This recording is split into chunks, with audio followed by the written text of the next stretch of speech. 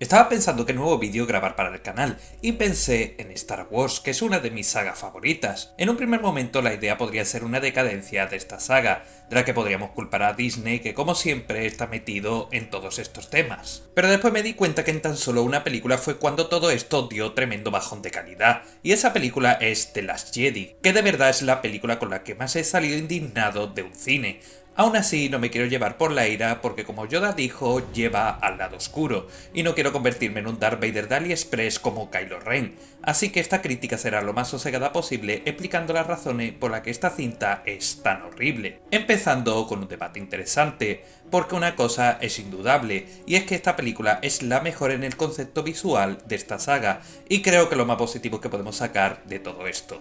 Porque si os fijáis, a todos los que les gusta esta película dicen lo mismo, pero ¿por qué nunca hablan del guión de esta y sus personajes? Por ejemplo, a mi forma de entender el cine, te puede gustar una película porque visualmente sea una gozada, pero si tiene una historia que no está al nivel de lo visual, baja el nivel de calidad. Y valoro más una película que tenga una historia o personajes que me atrapen antes de una fotografía bonita, porque para eso me pongo un PowerPoint de planos de esta cinta y me quedo tan tranquilo. Y esta peli podría ser visualmente un 10, pero en historia es un 1. Y el 1 se lo doy por pena, porque esto no hay por dónde cogerlo. Lo primero de todo es que esta película va como la más diferente de Star Wars, y a lo mejor por eso gusta tanto a la crítica, porque si nos damos cuenta la mayoría que le encanta esta cinta no son fans de esta saga, porque dicen que por fin hay algo diferente en Star Wars, pero ¿eso es bueno? Porque yo me hice fan de Star Wars por sus aventuras, las naves espaciales, la lucha entre el lado luminoso y el oscuro, o de la esperanza de Luke por su padre pese a todas las cosas horribles que había hecho. Y por supuesto por los duelos de sable láser, que es lo que más me encanta de esta saga y la considero como una seña de identidad. Una seña de identidad que se ha perdido y de la que hablaremos después. Pero a mí The Last Jedi no me transmite nada de esto, donde el principal responsable podría ser Rian Johnson, y lo primero que pienso de este hombre es, ¿de verdad que entiende lo que es Star Wars? Porque como cualquier universo tiene sus reglas, pero en esta película parece una clase de dios que puede hacer lo que quiera con los conceptos de esta saga, y que lo haga George Lucas pues lo entiendo porque es su propia creación, pero un director que iba a dirigir solo una película en principio y encima forma parte de una trilogía que debe contar una historia conjunta y no individual, me parece más un ejercicio de ego que un trabajo en la que muestra la pasión por este universo y el querer contar una buena historia y diferente a lo que hemos visto.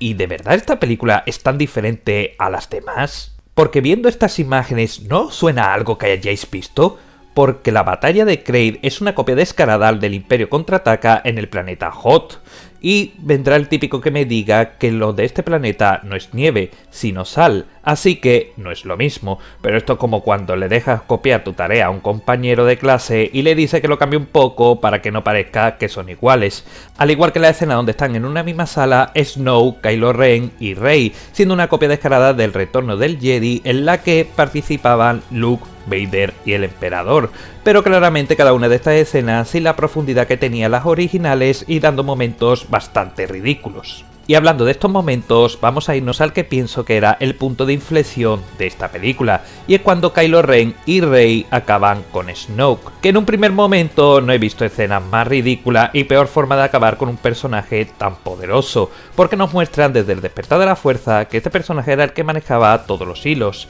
interesando incluso todo el misterio que tenía detrás, donde los fans incluso hacíamos muchísimas teorías del personaje. Pero por un lado teníamos a un hombre en esta película que no hacía caso a las teorías y hacía lo que le daba la gana, aunque no tuviera sentido, y a otro que se basaba en escribir historias a base de fanfics. Pero lo del ascenso de Skywalker no es tema para este vídeo. Like y comentad si queréis un vídeo sobre el episodio 9. Y como decía, Snoke era un personaje poderoso que tenía a su merced a Rey y a su aprendiz, y la forma en la que acaba Kylo Ren con él pretende ser como demostrando astucia e inteligencia en Ben al engañar a su maestro. Pero de verdad que no puede ser más absurdo, porque de verdad que este villano tan poderoso no se puede dar cuenta que realmente se estaba moviendo el sable que tenía a su lado, y de verdad que confiaba en que su aprendiz tenía total fidelidad hacia él con todos los grises que tenía Ben. Y además teniendo en cuenta que los Sith son lo más traicionero que puede existir, teniendo la tradición que el aprendiz siempre acababa con su maestro. Y ya sé que ni Snow ni Kylo Ren son Sith, pero es sentido común. Además que acabas con el personaje más poderoso y temido de esta trilogía por un simple movimiento que cualquiera hubiera evitado, como el Rey de la Noche cuando Arya... bueno, no es el mejor ejemplo. O como cuando Thanos en What If... bueno, mejor sigamos. Pero el verdadero punto de inflexión llega cuando Rey y Ben tienen que decidir qué camino escoger cuando ocurre todo esto, ya que sus tramas en la película han tratado del conflicto de Rey y el poder caer al lado oscuro, y la lucha interna de Ben en la que se nota que aún queda luz en él, demostrándolo en el momento que no decide disparar a la nave donde se encuentra su madre. Y eran dos personajes que se entendían muy bien por esto mismo, porque los dos estaban entre la luz y la oscuridad. Era interesante explorar esos lados grises en Star Wars, y como a lo mejor no todo puede ser blanco o negro, y al final Ben decide que lo mejor es unirse los dos al lado oscuro y dominar la galaxia juntos. Vale. Súper diferente esta película a todas las demás. Menudo desarrollo de personajes, sí señor. Masterclass de guión que nos dio Rian Johnson con una película totalmente coherente. Igual de coherente que el humor de esta película, donde Poe decide engañar al general Hux bromeando que no escuchaba la llamada y este encima se lo cree. Un tío que en la película anterior lanzaba un discurso que daba miedo y que acabó con la vida de sus padres para ganar ese alto puesto.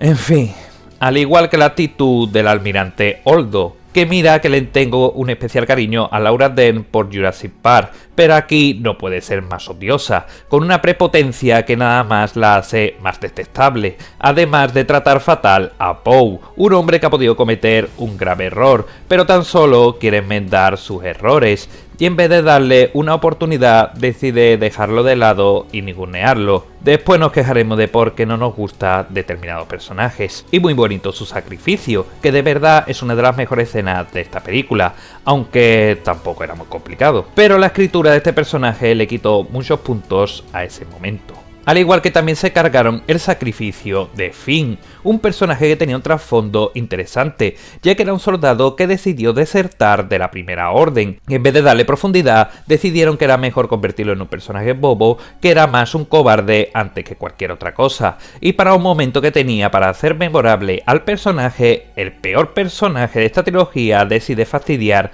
todo esto, decidiendo chocar su nave con la de Finn, porque la mente de esta mujer quedaba muy bien que atropellarlo con una nave que no sé a cuántos kilómetros puede ir era la mejor forma para salvarle la vida. Imaginaros si Finn hubiera perdido la vida por esto. Creo que no había forma más humillante de acabar con un personaje en una película, y después de esto le dice que no ganarán sacrificando las vidas de otras personas, sino salvándolas.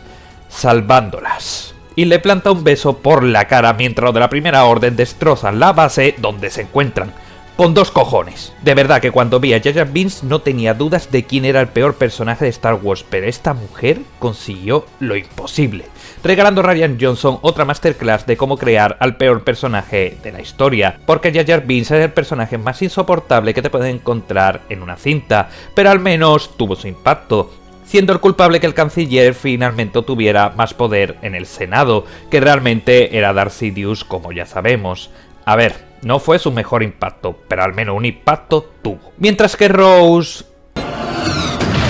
también impactó a su manera. Sobre todo en Finn, un personaje que, como hemos dicho, podría haber tenido más profundidad, y cuando lo podría haber juntado de nuevo con un personaje interesante como Poe, en la que podrían haber tenido una buena relación como en la anterior película, le dan el marrón de Rose, que esto es como cuando en un videojuego tienes que hacerte una misión en la que tienes que proteger a un personaje que te apetece ser el primero en acabar con él, y que hay peor que esto, que te den una misión secundaria. Porque Rose y Finn tienen que ir hasta un casino en un planeta para encontrar un tío que... de verdad no me acuerdo lo que tenían que hacer porque esta parte siempre me la salto. Solo recuerdo que dejaba la nave aparcada en medio de una playa cuando están en una misión secreta que se supone que tienen que ser sigilosos. Lo acaban metiendo en una prisión donde está Benicio del Toro tartamudo y se escapa de la cárcel porque le vienen ganas cuando se podría haber escapado ya hace tiempo. Y BB-8 acaba con los guardias tirando monedas. Y también escapan con una especie de ciervos que... ¿qué más da? A nadie le importa esta escena. Y mira que en esta trama también te sacan temas interesantes como cuando se ve que la Primera Orden consigue mercancías ilegales, pero el personaje de Benicio del Toro revela que la rebelión también consigue mercancías así,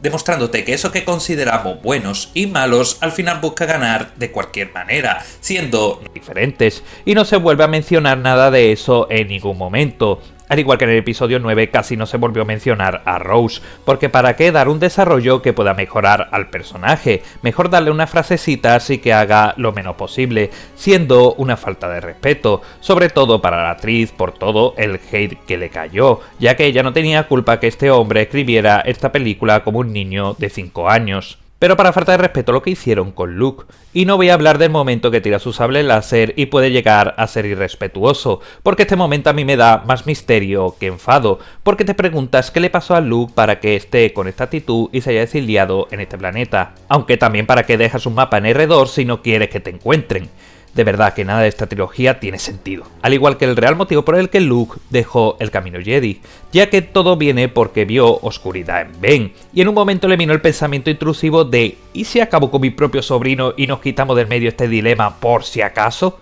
Un personaje que tuvo esperanza en un padre que acabó con miles de vidas y siendo uno de los seres más desagradables y temidos que ha podido existir en la galaxia, pero que ve un poquito de maldad en su sobrino y es mejor quitárselo porque sí. Os digo en serio que me está costando muchísimo estar tranquilo en esta crítica. Y después no hay ningún momento en el que se le vea afectado por la pérdida de un gran amigo como Han Solo, que lo perdimos en la anterior película en un momento que estuvo muy por debajo de la altura del personaje. Y sé que hay una escena eliminada en la que lo muestra, pero ¿cómo se te ocurre eliminar algo tan importante de esta película? Normal que Mark Hamill se quejara de lo que le hicieron al personaje, porque lo cambiaron sin tener ninguna explicación razonable, nada más dando incoherencias que empeoraban hasta el fondo a uno de los mejores personajes de Star Wars y toda esa esperanza que representaba. Y para un momento heroico que tiene al enfrentarse a la Primera Orden y a su sobrino después de lo que hizo, para que realmente no esté allí, sino que todo sea una ilusión, pintándotelo como un momento épico, pero yo lo encuentro como un final que es muy insuficiente para un personaje como Luke. Un personaje que recordemos que su final en la trilogía original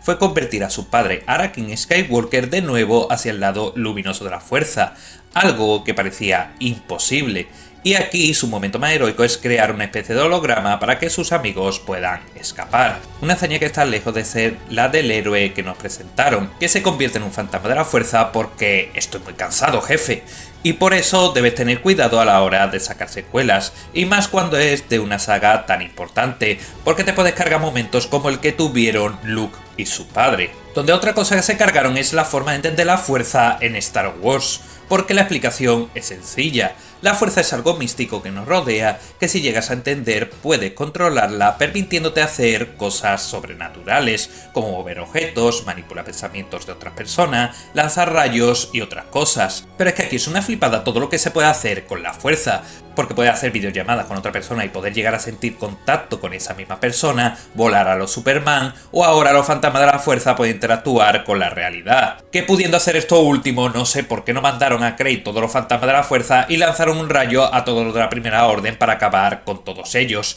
En fin, cosas de Jedi, si por algo existe la Orden 66. Que oye, a lo mejor puede tener sentido que todos estos usuarios sepan hacer más o menos cosas con la fuerza dependiendo de su poder y conocimiento, pero el problema es que Leia, un personaje que no le ha enseñado en ningún momento que pueda usar la fuerza, ahora puede volar a los Superman por el espacio, donde se supone que no se puede respirar ningún segundo, a no ser que lleves un traje espacial, un casco especial o seas un droide, como nos ha enseñado en otros productos. Seguimos con la desinformación de este hombre. Al igual que Rey pueda mover numerosas piedras pesadas con la fuerza sin ningún tipo de entrenamiento, ya que recordemos que Luke no le enseñó nada, y si usaba la fuerza era de una manera que no podía controlar, y ahora puede controlarla porque sí, cuando incluso el elegido de la fuerza tuvo que entrenar durante años para poder controlar todos estos aspectos. Como también es capaz de dar pelea a unos guardias pretorianos sin tener ningún tipo de entrenamiento, que se supone que son unos guerreros con una gran habilidad para el combate, que recordemos también venció a Kylo Ren en la anterior de entrega, habiendo sido su primera vez con un sable láser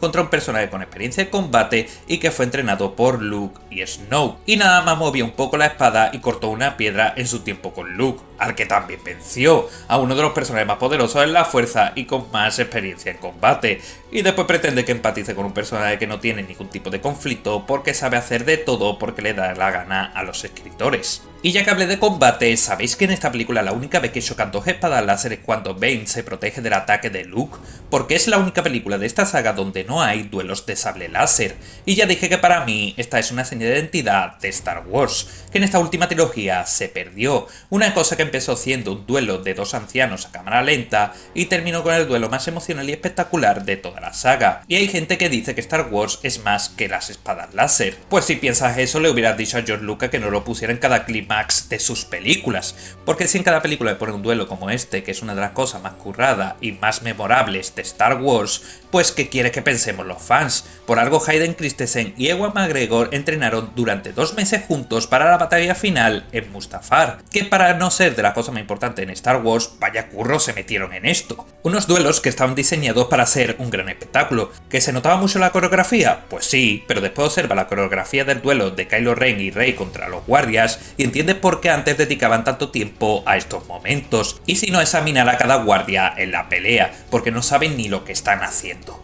Ya que en esta trilogía se perdió el alma en estos duelos, siendo más 2 personas pegándose palos en un bosque nevado o en una plataforma marítima, y con una música que brilla por su ausencia. Cuando escuchas el comienzo de la banda sonora en el momento que Darth Maul enciende su sable láser doble, y es irresistible que se te pongan los pelos de punta. Y pequeños detalles como cuando los Jedis se quitaban la túnica antes de comenzar el combate, como diciendo que aquí la cosa se pone seria, o el detalle de las luces de las espadas reflejando los rostros en el duelo de Anakin y Dooku, que visualmente queda muy bien. Y ya no hablemos de la emoción y todo lo que hay detrás del combate de Anakin y Obi-Wan. Una cosa que se ha perdido y dudo que vuelva en Star Wars, porque nadie se atreve a encurrarse cosas como antes, solo darnos fanservice facilones para que nos dé algo de nostalgia y ya, pero a veces hay que buscar algo más para mantener viva la chispa de todo este universo. Cosa que Kathleen Kennedy creía que iba a conseguir con Rian Johnson, al que le dio total libertad para la película al director,